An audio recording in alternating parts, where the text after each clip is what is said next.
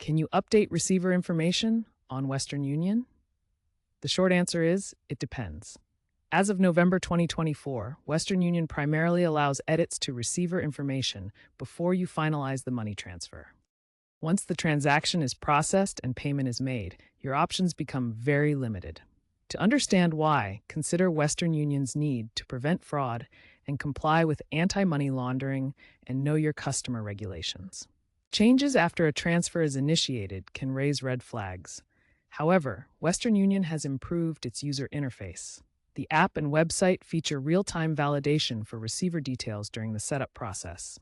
This means you're more likely to catch errors before they become a problem. In 2023, they even introduced an edit before send feature, so make sure to use that.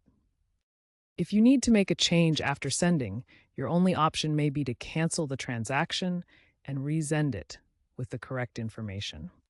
Let's walk through the process of editing receiver information before sending and what to do if you need to cancel. Before you pay, you can fully edit receiver information through the Western Union app, website, or at an agent location. Simply log in, select the transfer, and modify the necessary fields like name, address, or phone number.